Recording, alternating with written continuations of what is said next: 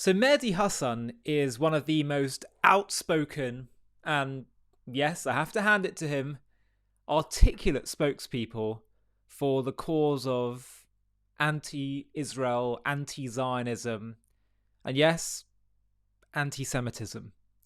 And he has his own media channel now based in America, which has a lot of funding, called ZTO. And he is constantly, obsessionally talking about what's happening in Israel, ignoring the far greater conflicts and focusing far less time on far greater conflicts with far higher death tolls in so many other Muslim countries. Yemen, Sudan, Syria, the list goes on. But I want to show you a great clip because it's great to, have a air punch moments. And one of those moments happened just recently where he was debating Joe Walsh. Now, Joe Walsh is an American politician, former congressman, and he was debating him about the war in Gaza. And Joe Walsh did not give an inch. He absolutely refuted and pushed back on Mehdi Hasan's ridiculous anti-Israel narratives.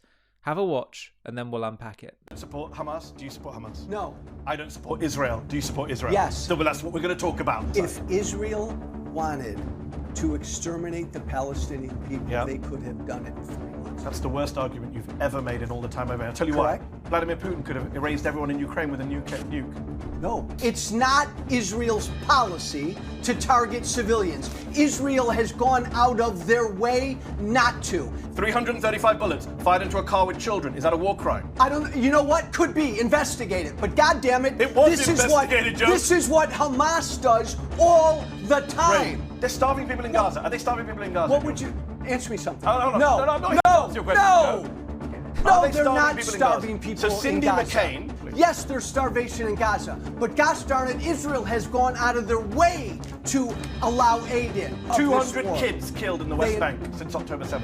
Are you okay with that? No, I'm not condemn okay. Israel? Okay, do you condemn Israel for killing 200 children in the West Bank? I'd have to know, Mehdi. You'd have to know how the children were killed. Yes, I'd have to know how the children was killed. Who's responsible for the children The Israelis killed. are. Answer this.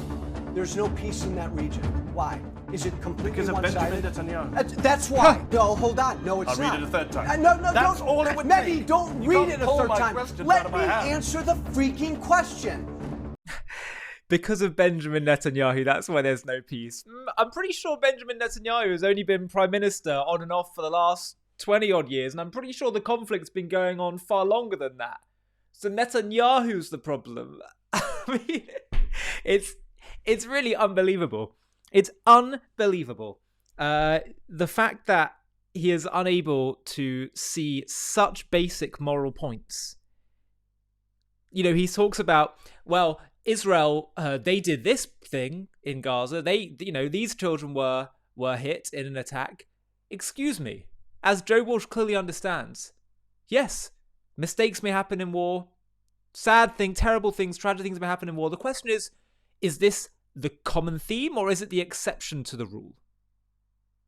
Israel has had the most precise ratio of combatant to non-combatant killed in the history of modern urban warfare.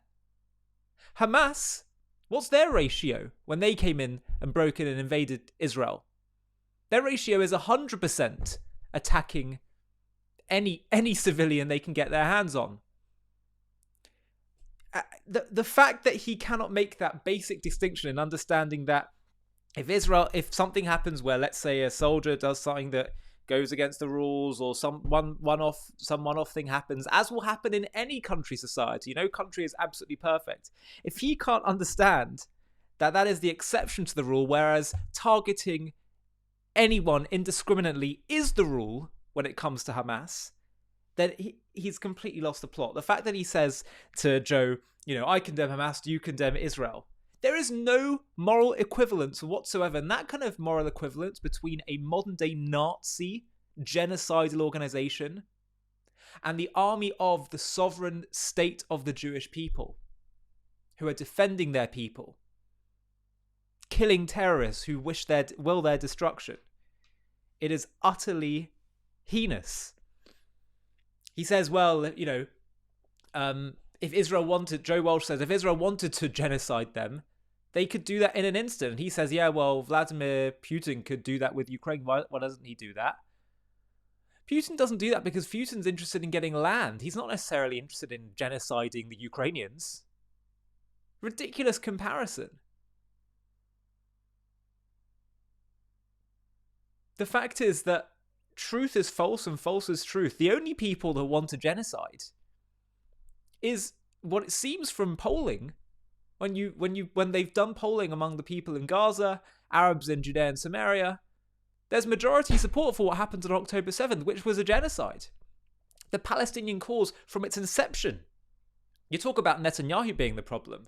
Before there was in Israel, the leader of the Palestinians was Haj Amin al-Husseini, who met with Hitler, went to the concentration camps and said, how can we import this into this territory? Before there's in Israel, before there was any Nakba displacement that they lament about, even though it was entirely self-inflicted because they went to war rather than accepting a two-state solution.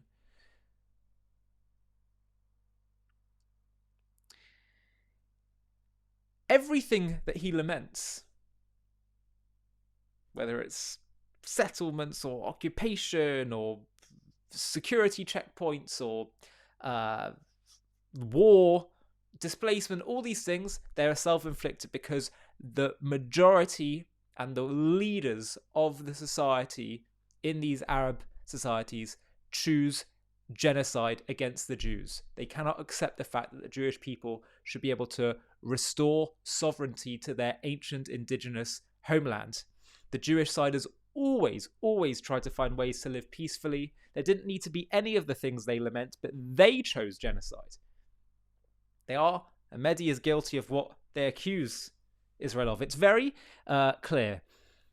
Genocide is when you have two parties living side by side, living in peace, and one tries to go destroy the other. That's genocide. When the one that is facing that kind of onslaught responds, that's not genocide, that's war.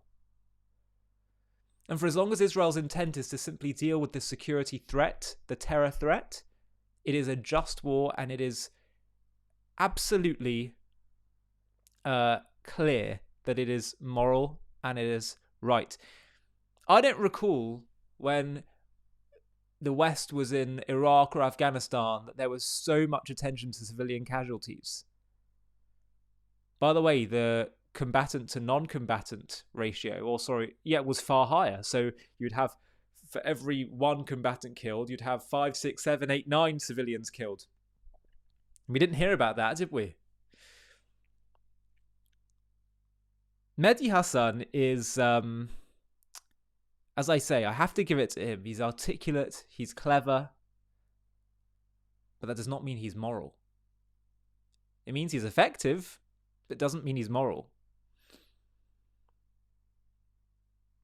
Just to make the point clearly for you, half the Nazis that sat around the Wannsee conference table, determining the fate of the Jews, the final solution, where they wanted to kill the Jews and create the plan for the annihilation of the Jews of Europe, and that was going to be the start.